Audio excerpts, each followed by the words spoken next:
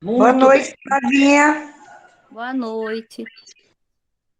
Vamos começar o nosso trabalho de hoje, agradecendo desde já a presença de todo mundo que está aqui com a gente, né? E já que a nossa querida Flávia está participando com a gente hoje, vou pedir ela para fazer a prece para a gente. Tá, Flávia? Deus nosso Pai, que sois todo amor, luz e misericórdia, pedimos a Ti e todos os trabalhadores da luz que estejam conosco nesta evangelização, que esteja com o evangelizador, colocando as palavras certas, para que todos nós possamos compreender aquilo que tem que ser compreendido. Pedimos ao Pai que esteja sempre ao nosso lado, nos amparando, nos fortalecendo nos dias difíceis de nossas vidas. Que todos juntos possamos ser uma corrente única, vibrando paz, amor e fé para todos os irmãos que estão nos assistindo. Que assim seja, Senhor. Graças a Deus, que assim seja. Bom, a gente vai conversar hoje sobre algumas questões referentes à ideia da formação segundo a Bíblia e segundo a doutrina espírita. Porque existem diferenças? Sim. Antes de tudo, a gente tem que entender que a Bíblia ela é um livro mais importante que nós temos na humanidade. Qual a importância da Bíblia, na nossa maneira de ver? Ela conta uma história e dentro dessa história está inserido a presença dos grandes, dos maiores profetas que a humanidade já teve, principalmente no Velho Testamento, que veio trazer até nós a ideia do Deus único. Então, todo o Velho Testamento, ele traz esse ensinamento primordial, que Deus era um só. Né?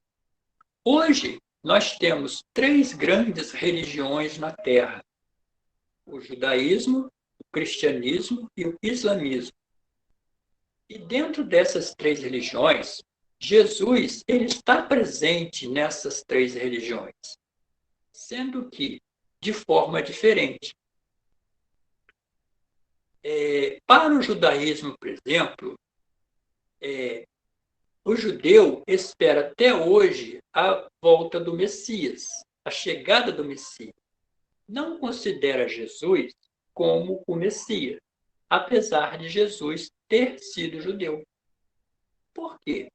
Porque, segundo o judaísmo prega, para ser o Messias, o Salvador, necessário é que fosse descendente de Davi. E o judaísmo não considera Jesus como um descendente direto do rei Davi. Por isso, o judaísmo não admite Jesus como um Messias. Dentro do Islã, Jesus também é muito respeitado, mas ele não tem a importância que tem dentro do cristianismo. Para o Islã, Jesus é mais um de tantos e tantos profetas que vieram à Terra. Não é? Sendo que no cristianismo, Jesus é a figura central. Ele é, vamos dizer assim, o, o Messias, o chamado Salvador, aquele que veio salvar a humanidade. Então, nós vamos encontrar dentro do Velho Testamento várias histórias que são muito alegóricas, que necessitam e que precisam de ter interpretações sobre aquilo que está sendo colocado. Mas, para que a gente consiga compreender essas histórias, necessário é que a gente entenda, primeiro, como surgiu a Bíblia, de onde ela veio. Né? Será que foi Deus realmente que mandou para os homens, para a humanidade, os textos da Bíblia? Será que foi assim? Será que essas histórias que estão dentro da Bíblia, elas não são adequadas ao tempo em que elas foram colocadas? Ao tempo social, cultural, daquele povo que vivia naquela época. Não é? Então, onde que veio a Bíblia? Como ela surgiu? Na realidade, a Bíblia ela foi, vamos dizer assim, montada, né, nos primórdios do cristianismo. São vários e vários escritos que, durante muitos e muitos anos, eles foram sendo passados, né, os pergaminhos, passados de geração em geração, e que formavam a história do povo hebreu.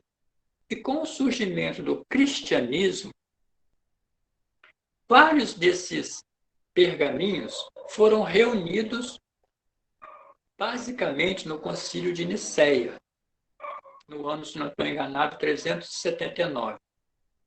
Foi constituído o Concílio de Nicéia. E ali foi compilado, ou seja, foi organizado o que nós entendemos hoje como Bíblia. Então, o que significa a palavra Bíblia? A palavra Bíblia significa reunião de livros, ou seja, vem de biblioteca. Não é? Então, eram vários livros antigos, vários pergaminhos que foram organizados de forma que algumas coisas foram renegadas pelo cristianismo que nascia. Então, dentro da Bíblia que a gente conhece hoje, existem várias histórias em que nós precisamos muito de buscar a essência, a origem e entender como aquilo foi colocado ali. E algumas dessas coisas são justamente isso que Kardec coloca aqui na questão 59 do Livro dos Espíritos. A gente não vai ler tudo porque ele é muito grande, né? Então, nós separamos alguns trechos em que nós vamos analisar. Começa assim, Kardec. Os povos são formados, estão formando ideias muito divergentes acerca da criação, de acordo com as luzes que possuíam. Apoiada na ciência, a razão reconheceu a inverossimilhança de algumas dessas teorias. Aqui, os espíritos apresentam, confirma a opinião de A muito partilhada pelos homens mais esclarecidos. Então, o que ele começa dizendo aqui? Ele começa dizendo o seguinte: quando você observa determinadas passagens da Bíblia e você coloca isso à luz da ciência, fica uma coisa assim muito, parece fantasiosa, não é? E que aos olhos das pessoas que buscam uma racionalidade, tudo te parece meio infantil. Vamos citar um exemplo aqui para a gente começar. Diz a Bíblia que, em determinado momento, a Terra estava passando por um momento muito devasso. Então, Deus se ira contra isso e determina que a Terra teria seu fim. Certo? Então, ele procura alguém que fosse, vamos dizer assim, puro. E encontra Noé. E determina que Noé construa uma arca. Né? Que Deus iria destruir a terra com uma inundação. Bom, aí a gente começa a procurar alguns detalhes dessa história. Será que isso realmente aconteceu da forma como foi escrita? Bom, diz na Bíblia que Noé recebe a missão de Deus de construir a arca e que colocasse dentro dela toda a sua família e um casal de cada animal. certo? Primeiro, quanto tempo levou para Noé construir a arca? Segundo a Bíblia, 800 anos, não é isso mesmo? Foi isso? Te pergunto, alguém vive 800 anos? Já viu alguém viver 800 anos? Não. Então já começa alguma coisa aí que não bate com a ciência. Mas vamos admitir que por um motivo qualquer, por uma derrogação de Deus, Noé tenha vivido 800 anos. Ou seja, 800 anos depois é que veio o dilúvio. Nós perguntamos, toda a geração que provocou a ira de Deus contra os homens também viveram 800 anos? A Bíblia não diz. Se eles não viveram, se houve novas gerações que sucederam aquela, ou seja, Deus puniu inocentes. Porque aqueles que provocaram a ira de Deus lá atrás já haviam morrido. Não é? Então Deus cometeu assassinato. Por quê? Ele matou inocente. Como que Noé iria reunir na arca animais de todo o mundo, todo o planeta, se a Terra não era conhecida na sua totalidade? Então, são questionamentos que a gente faz e que não há uma resposta racional para isso. Não é? Por isso que Kardec ele começa dizendo assim: os povos vão formar ideias muito divergentes acerca da criação, de acordo com as luzes que possuíam, ou seja, de acordo com o entendimento que possuíam. Então, para que a gente possa analisar os textos bíblicos, necessário é que a gente analise todo o contexto que havia, que existia naquela época. Quais eram o conhecimento, a organização social, não é? Quais eram os costumes daquele povo? Para que a gente possa entender que existem determinadas histórias que nós não devemos taxar como mentirosas, mas sim como fantasias, que muitas das vezes eram colocadas ali por questões de falta de entendimento, de interesses políticos, por exemplo, né? De interesses econômicos e de interesses pelo poder. Então, todas essas histórias eram passadas e contadas de geração em geração, e cada vez que eram contadas, elas eram modificadas. Né? Continua Kardec aqui. A questão de ter sido Adão como o primeiro homem, a origem exclusiva da humanidade, não é a única e cujo respeito às crenças religiosas tiveram que se modificar.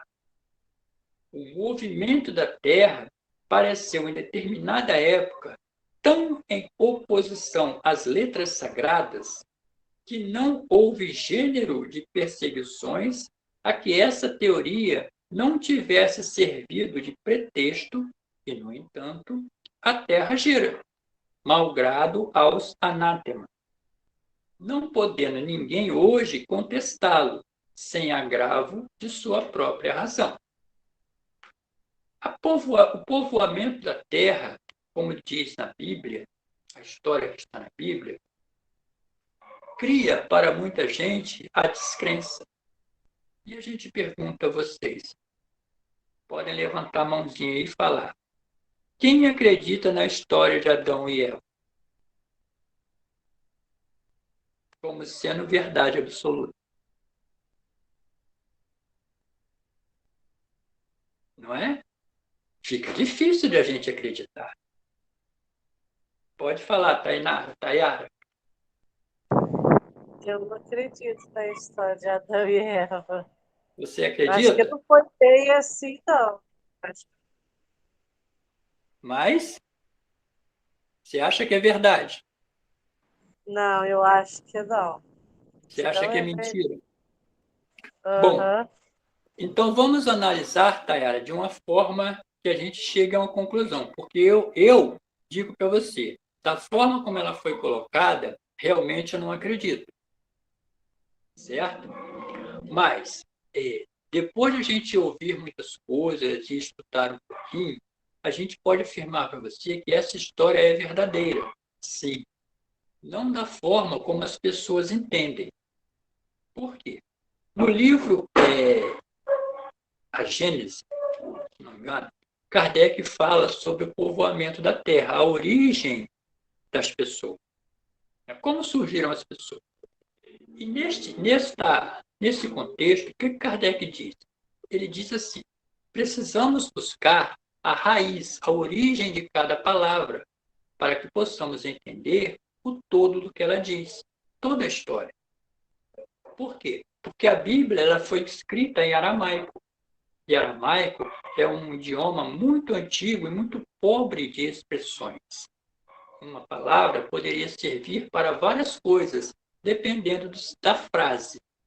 Então, Kardec conta toda a história que nós já conhecemos e ele pergunta: então, se Deus condenou o homem a viver do suor do seu trabalho, o trabalho, ele é uma punição?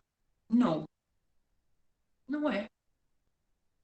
Né? Vamos perguntar a esses milhões de desempregados hoje no nosso mundo se eles não gostariam de ter uma punição dessa, ou seja, de ter um trabalho. É pelo trabalho que a gente cresce, que a gente se desenvolve. Né? Aí Kardec diz que Deus condenou a mulher, né, por ter cometido o pecado original de ter as dores do parto, não foi isso? Foi? Aí o homem inventa a anestesia e a cesariana. E praticamente, né, tira a dor do parto. Não é isso? Então, o homem pode ir contra uma determinação de Deus? E ele pergunta, né? Ele coloca: Deus condena a serpente a viver se arrastando com o ventre sobre a terra. E a gente pergunta: como a serpente andava antes? Ela voava? Ela tinha pernas? Ela tinha escamas? Não. Serpente sempre foi serpente. Não é? Desde que, vamos dizer, a criatura serpente se formou, ela se formou desta forma. Serpente sempre foi serpente, sempre se arrastou. Fala, minha querida. Só reforçando, né, o que a Andrea colocou aqui no chat, né? Ela falou que não acredita, né, na questão da Adão e Eva, e para ela é uma figura de linguagem, né? É como a questão também da serpente. Eu acho que a serpente, quando se fala da serpente, não é a serpente. A serpente também ela é uma figura de linguagem, pode ser até o humano mesmo, de um sentido figurado, né? Como Jesus, né, falava muito por parábolas, Deus também tinha a sua forma de se comunicar, né, com nós, né? Exatamente. E é justamente isso que nós vamos ver agora. Por quê? Quando Kardec diz para a gente buscar a origem, a raiz de cada palavra, ele lá diz assim: a palavra Adão, eu não sei se a pronúncia é essa, tá, gente? Pode estar errado. A palavra Adão, ela deriva de Radã. Radã significa humanidade. Então, Adão nunca foi um homem. Adão são todas as pessoas. A palavra Eva, ela deriva de Raev, que significa todas as mulheres, certo? Não. Esta palavra quer dizer fraqueza. Então, Eva nunca foi uma mulher. Eva é um sentimento. E a palavra serpente vem de Nardash, que significa encantamento. Então, você junta essas três palavras e diz assim: a humanidade, Adão, através das suas fraquezas, seus sentimentos, suas emoções, Eva, se encanta, serpente, pelas coisas pelas coisas da vida material, né? E ela é expulsa do paraíso, ou seja, da vida espiritual, tendo que reencarnar na Terra, que viver na Terra, que se depurar, que se melhorar, e um dia retornar ao paraíso, ou seja, à vida espiritual. Então, você colocando desta forma, você consegue entender por que essa história ela foi colocada ali. Ela foi colocada com um objetivo. Não tinha como você explicar isso há 5.000 anos atrás. Não é? Então, você cria a história e deixa que, com o tempo, essa história seja desenvolvida. É assim que Jesus falava por parábolas. Então, a história de Adão e Eva, como a história da Arca de Noé, tudo isso são parábolas, são histórias. Mas, diferente de Jesus, essas histórias elas foram contadas para quê? No momento em que acontecimentos existiram que forçaram a criação dessa história, onde necessidades, por exemplo, de você se defender de invasões, de guerras, né? Você criava um Deus poderoso que amedrontava, que fazia coisas extraordinárias, e assim você tinha, de repente, a condição de se defender melhor. Então, Kardec coloca aqui: diz também a Bíblia que o mundo foi criado em 6 dias e põe a época da sua criação há 4.000 anos atrás. Ou seja, quando Adão foi criado e o mundo foi criado em 6 dias, isso remonta a 4.000 anos, mais ou menos, antes da era cristã. Anteriormente, a Terra não existia. Foi tirada do nada. O texto é formal, ou seja, está lá escrito, não existia nada, né? Não existia nada. E Deus, de repente, criou a Terra em 6 dias. A história da formação do globo está escrita em caracteres irrecusáveis no mundo fóssil, achando-se provado que os 6 dias da criação indicam outros tantos períodos, cada um de talvez muitas centenas de milhares de anos. Isso não é um sistema, uma doutrina, uma opinião insulada, é um fato. Bom, o que quer dizer? Quer dizer que lá na Bíblia está escrito assim, que Deus, de repente, ele criou o mundo. Né? E foram 6 dias da criação de Deus. Foi isso. Sendo que o homem, a humanidade, foi criado no 6º dia. Não foi isso? Não foi o último? Não foi? Então a gente pergunta, quem contou os outros 5? Não tinha ninguém aqui. Então, como você pode afirmar que foram 5 ou 6 dias? Então, será que Deus já criou o homem alfabetizado? Não. Então, você começa a idealizar esses dias em longos períodos de centenas de milhares de anos, em que a Terra ela foi se formando ao longo desse tempo, com vários tipos de períodos diferentes. Aqui nesse livrinho aqui, ó, a Gênesis, Kardec faz esse estudo, quando ele diz assim, ele fala sobre o período primário, que foi o primeiro, ou seja, a Terra ela era um monte de gás solto no universo. E esses gases eles foram se condensando, ou seja, eles foram se agrupando, formando, então, uma bola de fogo. Não é isso que diz a ciência? É o primeiro período. Né? E por várias e várias combinações químicas, essa massa ela começou a se condensar e a esquentar. formando o núcleo da Terra, e este núcleo começa, então, a formar um elemento mais ou menos sólido. Quando ele fala, é a formação dos terrenos graníticos que dá o começo à série dos períodos geológicos. Mas não é um elemento ainda sólido, ele é maleável. É como a lava, por exemplo. Certo? Depois vem o período de transição, onde essa massa ela começa a esfriar. Ela esquenta, se condensa, faz uma bola, não é? E depois ela começa a esfriar. Quando ela começa a esfriar, o que vai acontecer? A lava, quando você põe ela na água, não é? Ela começa a se solidificar, formando a rocha. Então, você tem o elemento líquido e o elemento sólido. Mas não é isso que diz justamente a ciência. Ele diz assim, em consequência do deslocamento das águas, os terrenos que produziam essa massa, né, foram submergidos, cobertos de novos sedimentos terrosos, enquanto os que se achavam imersos se adornavam em torno de vegetação.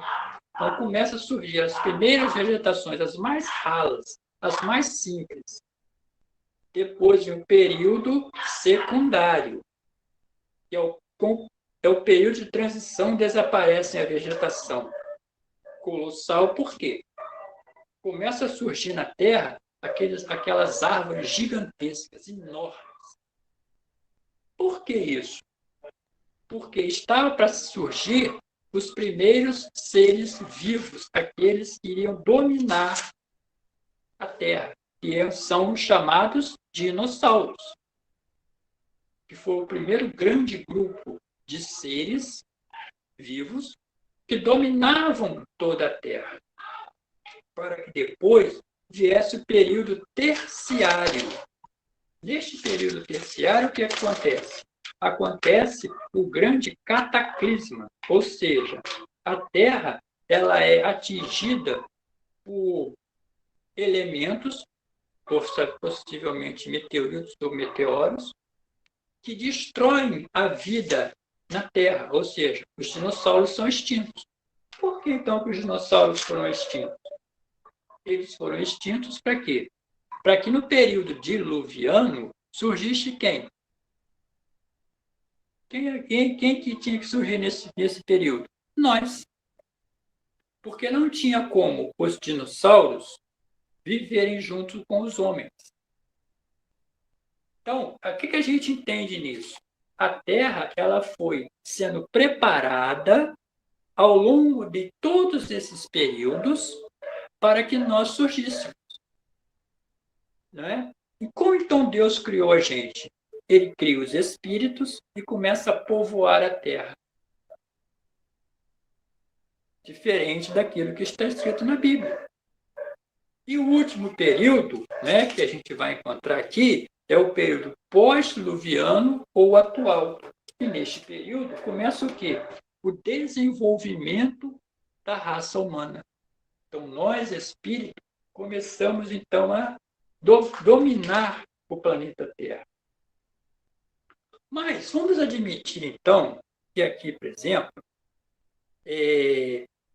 Kardec, vamos admitir que aquela que está escrito na Bíblia fosse realmente a verdade. Vamos analisar. Olha o que Kardec diz aqui. A existência do homem antes do dilúvio geológico ainda é, com efeito, hipotética. Eis aqui, porém, alguma coisa que o é mesmo.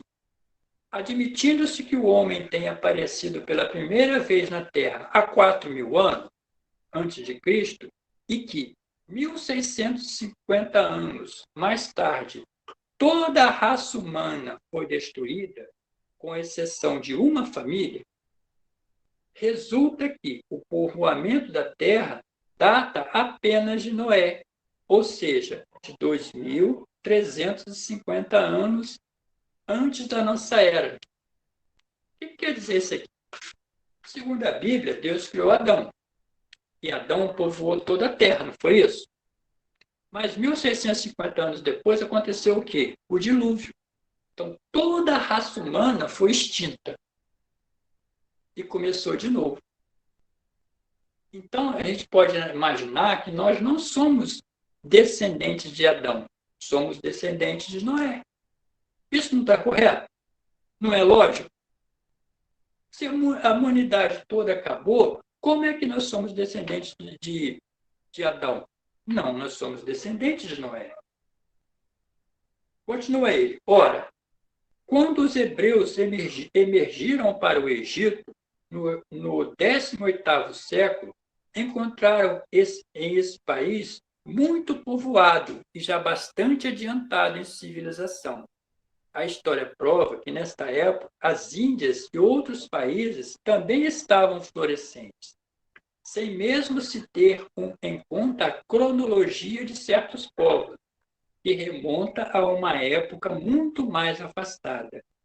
Teria sido preciso, nesse caso, que do 24º ao 18º século, isto é, em apenas um espaço de 600 anos, não somente a posteridade de um único homem houvesse podido povoar todos os imensos países então conhecidos, suposto que os outros não o fossem, mas também que, nesse curto lapso de tempo, a espécie humana houvesse podido elevar-se da ignorância absoluta do estado primitivo a mais alto grau de desenvolvimento intelectual, o que é contrário a todas as leis da natureza. Ou seja,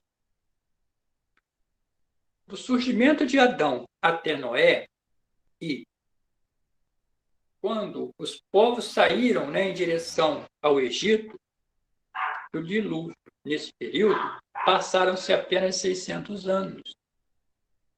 Então, como nesses 600 anos, já que a humanidade havia sido toda destruída, toda morta, só havia sobrado uma família, como que surgiu tanta gente? De onde que veio a civilização egípcia, por exemplo? Ou grega? Né? Ou síria? Como é que pode?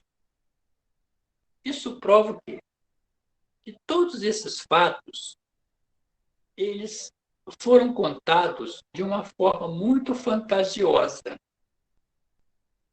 Né? Na realidade, quando Deus cria a Terra, e a Terra ela é formada, por Jesus, nesse período que a gente falou, nesses períodos, a cada época, a cada momento, foram introduzidos aqui elementos para que pudessem permitir a vida na Terra.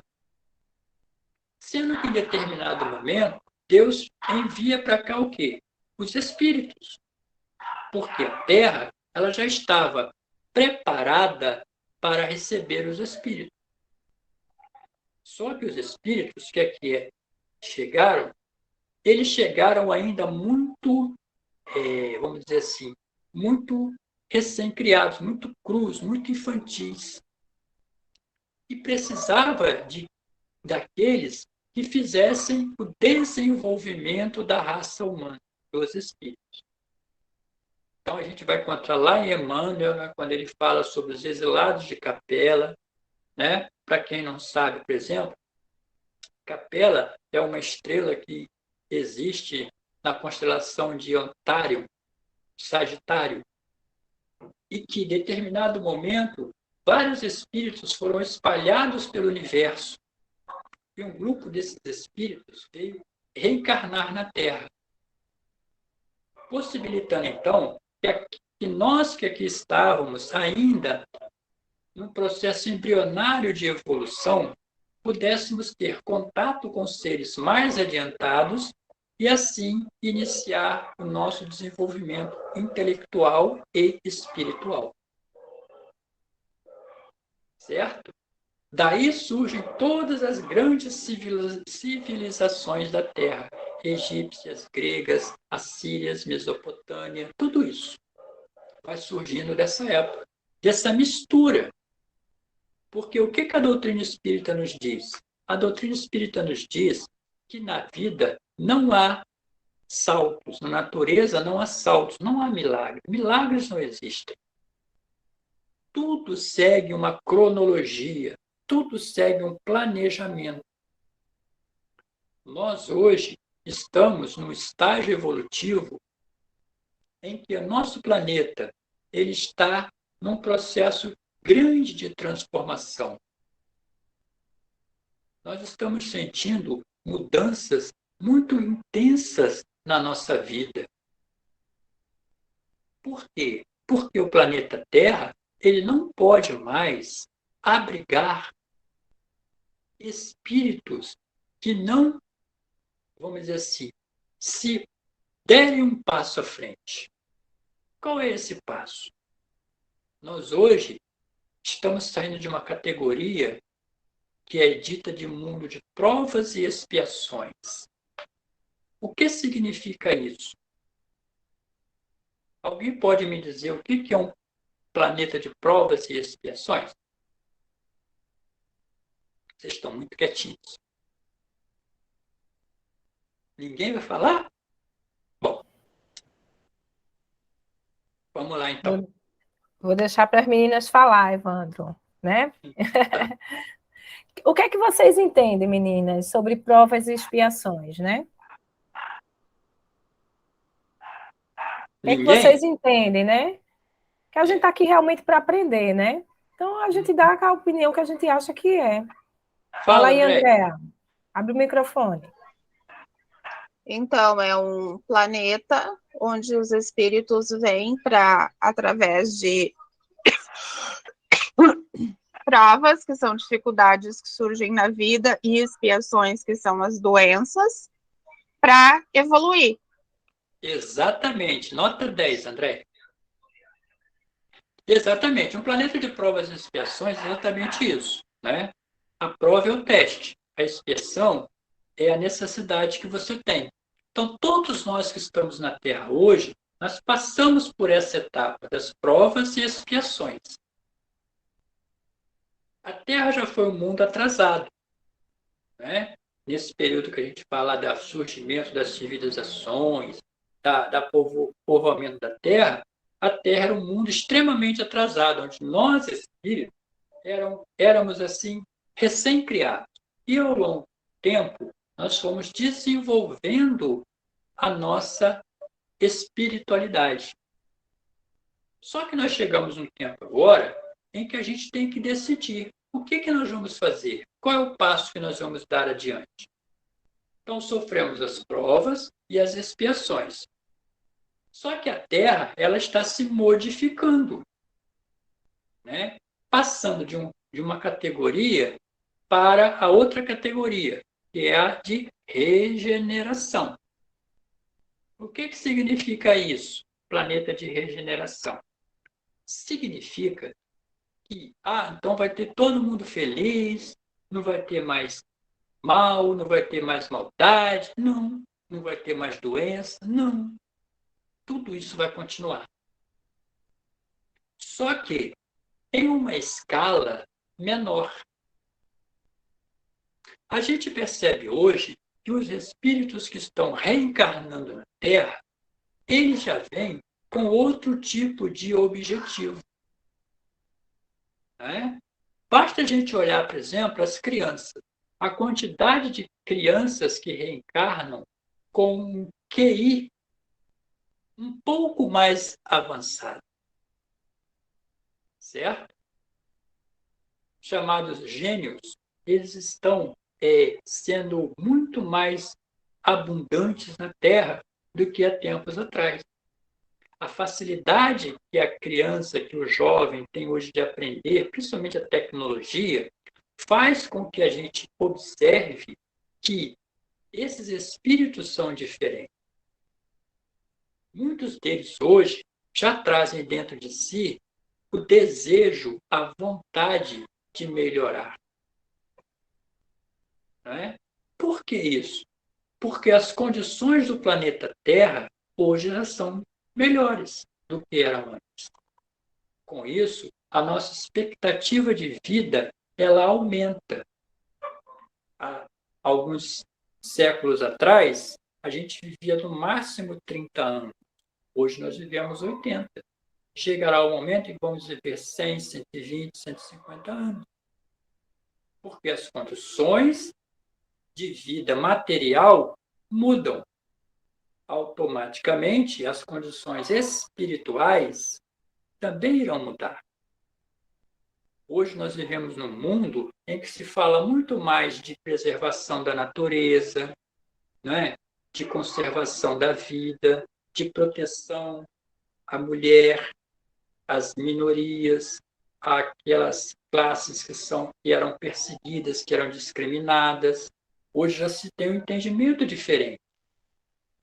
Tudo isso são espíritos que estão reencarnando já com esse conhecimento, com esse desejo. Isso fará com que a Terra se transforme num mundo regenerativo.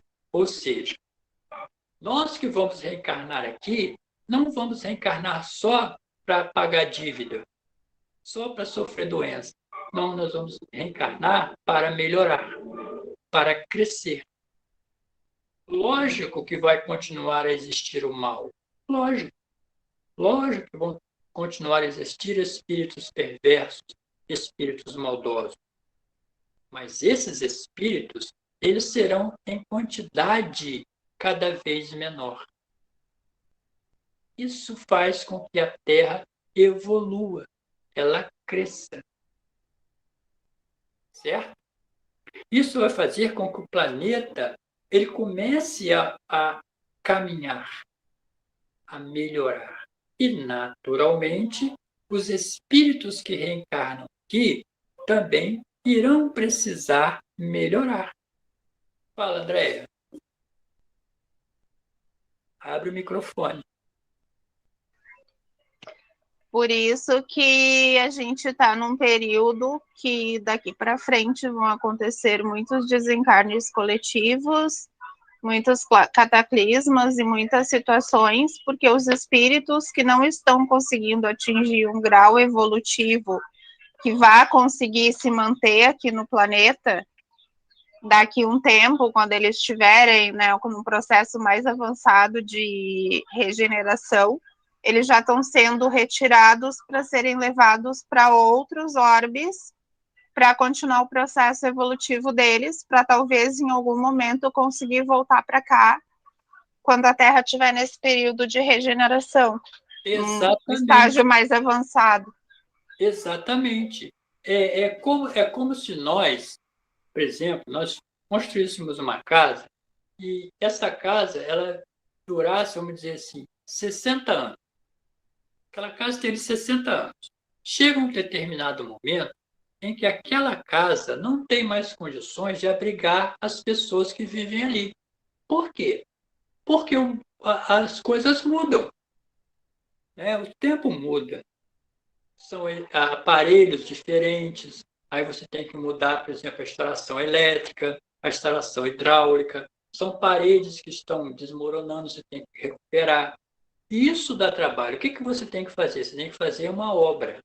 Ou seja, você tem que passar por um período, às vezes, de dificuldade, para que ali na frente, aquela casa ela esteja remodelada, ela esteja propícia para que você habite a ela. Né? E muitas vezes você tem que jogar aquela construção no chão e fazer outra. Não é isso? A Terra ela passa justamente por esse processo de reconstrução, de remodelação. Então, assim como na sua casa, que muitas coisas que tem dentro dela, muitos aparelhos, muitos móveis, você não vão servir mais para você, o que você faz? Você descarta. Não é assim? Você joga fora, você dá para alguém, você doa, você faz qualquer coisa. Mas aquilo ali não cabe mais ali no seu ambiente. Conosco, Deus faz a mesma coisa. Em cada período desse da Terra, nós tínhamos uma necessidade. Lá no começo, nós tínhamos poucas necessidades. Hoje, nós temos muitas. Não é? E precisamos, ao longo de toda essa história, fazermos uma remodelagem, uma reavaliação, uma reconstrução de tudo aquilo que é necessário para nós daqui para frente.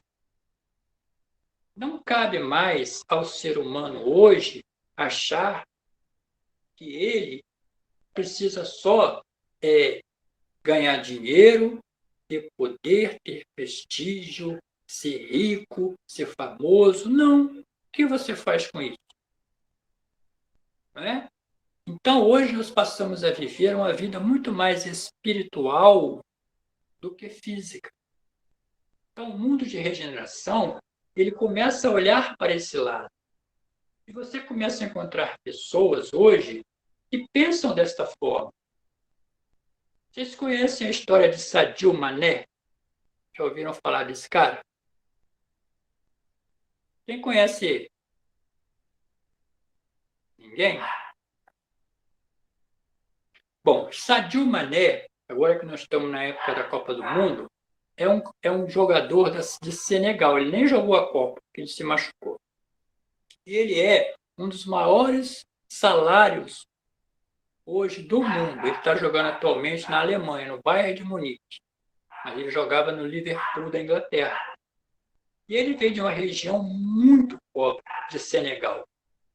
E esse cara, ele vive de uma forma muito simples. Muito simples. Tem lá um carro comum, né? Construiu uma grande casa, boa casa para sua família lá no Senegal. E, com o dinheiro que ele ganha, ele já construiu 2 hospitais e escolas lá no Senegal. Porque ele passou muita fome, muita dificuldade. Ele só foi conseguir estudar quando se tornou jogador de futebol e foi jogar na Inglaterra. Então, hoje, o que ele faz? Ele faz da fortuna dele, da vida dele, a maneira de desenvolver o lugar que ele vive.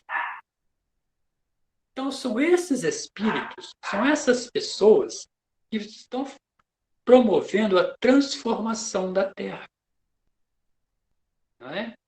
São pessoas que chegam aqui e que têm tudo nas mãos: riqueza, prestígio, fama, poder, influência. E estão usando isso para o bem de todas as pessoas, para o bem comum. Enquanto outros não, continuam agarrados à ostentação, ao materialismo, à ganância. São essas pessoas, como Mané, como Kanté, estou citando jogadores de futebol que eu conheço, né? Mané, Kanté, esses jogadores, eles estão fazendo a diferença. Porque eles estão mostrando que, apesar de você alcançar um sucesso estrondoso no mundo, você pode ser humano. Você pode pensar no seu próximo, nas pessoas que estão lá de onde você saiu, né? E que você pode ser o exemplo para essas pessoas. Então, cada um de nós é importante nesse processo. O tempo lá do egoísmo, da vaidade, da ambição, da indiferença está passando. Agora, cabe a cada um de nós decidir o que vamos fazer daqui para frente com a nossa vida. A história está aí para nos mostrar o que nós já fizemos de certo e de errado lá para trás. E o que nós vamos fazer de bom daqui para frente. A decisão é nossa. O objetivo é nosso. Está em nossas mãos. Não é? Se a gente quer um mundo melhor, um mundo mais feliz, que seja construção nossa, diária, daquilo que nós esperamos, daquilo que nós buscamos para a nossa vida. Alguma pergunta? Hoje vocês estão muito quietinhos. Muito. Fabiana, vamos lá então? Vamos, Evandro. Vamos sim.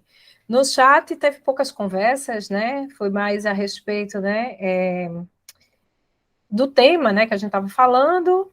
E a única questionamento foi que a Andrea comentou, né, que até falei também aqui, que foi a história de Adão e de Eva, né, que nunca fez sentido, né, que realmente era a questão da figura de linguagem. Então era só isso mesmo, as pessoas comentaram, né, que a Andrea comentou no caso. Tá. Agora faz sentido, André?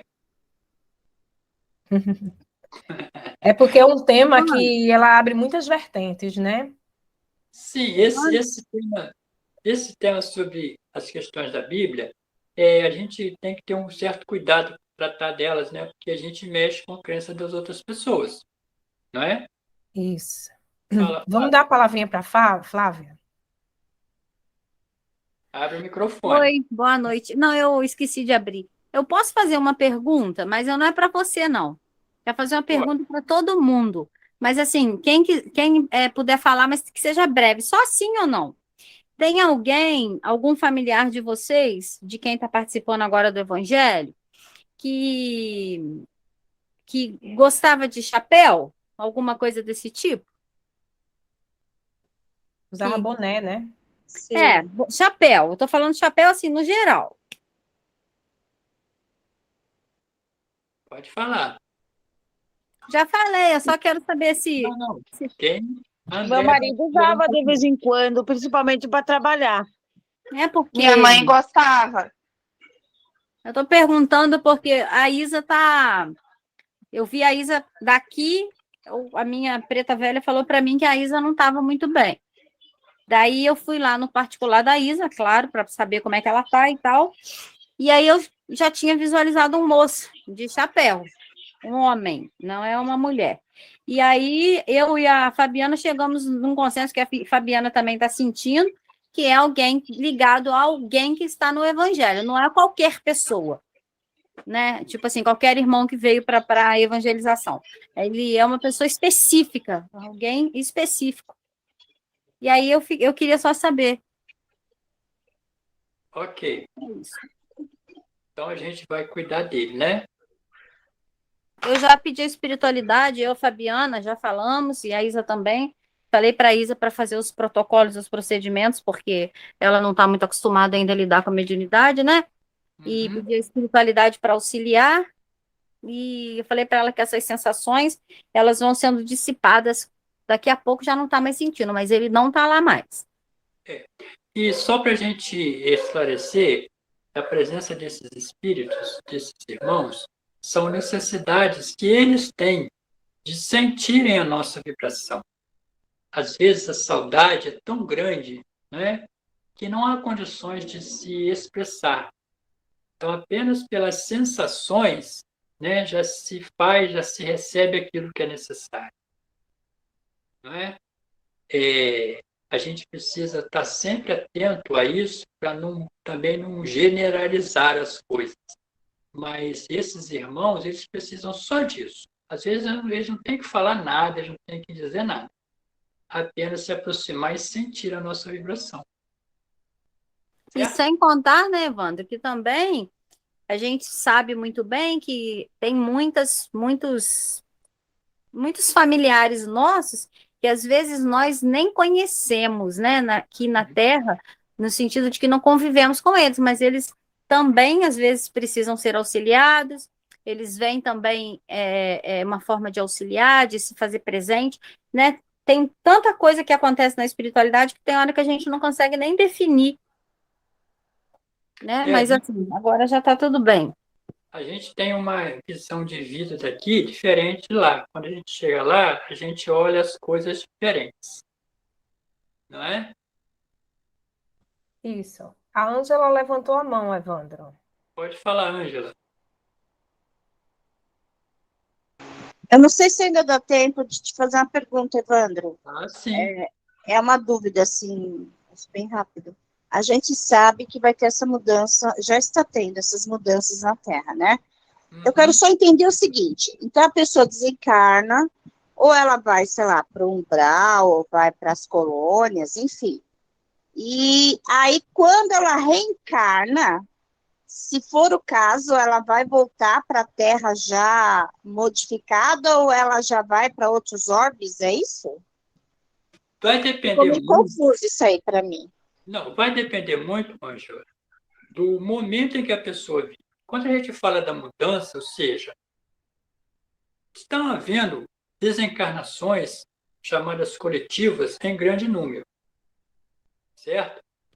Isso está sendo feito lá no mundo espiritual, vamos dizer assim, uma triagem. Então, vai se verificar cada espírito qual é a condição atual dele. Se ele conseguiu evoluir ou se ele parou, estacionou. Aqueles que conseguiram evoluir, por menor que seja, voltarão para a Terra para continuar o processo. Mas aqueles que estacionaram e pararam, o que vai acontecer? Eles precisarão ser remanejados, né, para outros locais que estejam adequados ao momento em que ele vive. Certo? Por quê? Imagina só um espírito que está ainda muito, muito agarrado ao mal. A Terra, ela mudou de categoria. Então, aqui, por ser um mundo de regeneração, vai receber espíritos que ainda fazem o mal, mas querem fazer o bem. E esse não, ele só quer fazer o mal. Então, ele vai ser levado para um mundo que esteja em condições de recebê-lo.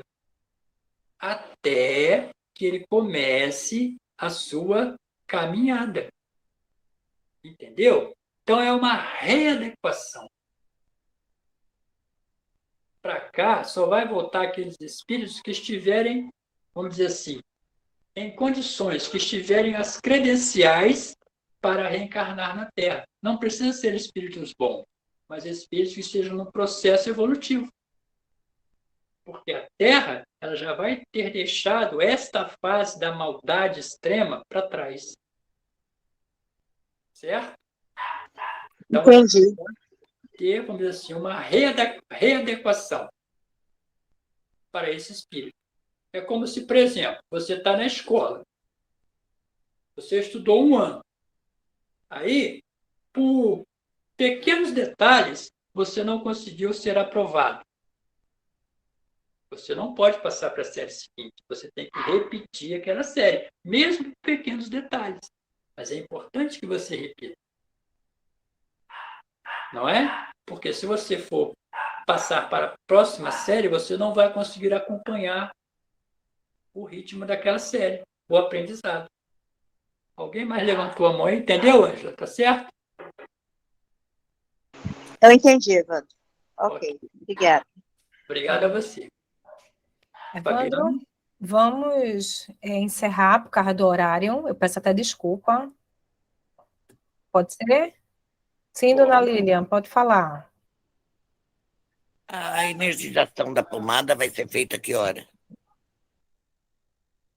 Eu vou consultar com a Massinha, tá certo? Mas eu acho que vai ser às 21 horas, mas eu vou lhe dar a resposta, tá bom? Obrigado, querida.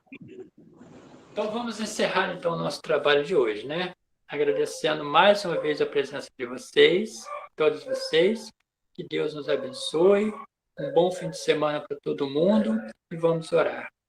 Senhor Deus, nosso Pai, que a tua luz e que a tua paz possa continuar com todos nós, envolvendo todos que aqui estão nesses momentos de paz. E que o trabalho que irá se iniciar agora, Senhor, seja envolvido em muita luz e que os espíritos do bem possam atender a todos aqueles que necessitam do corpo e do espírito. Que a paz, que o amor de Jesus esteja com todos nós, agora e sempre.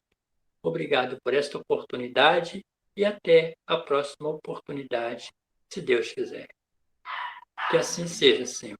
Graças a Deus. Boa noite para Boa todos. noite a todos. Boa noite a todos. Bom final de semana. E a Boa noite. preparação aí. Tá bom. Boa noite.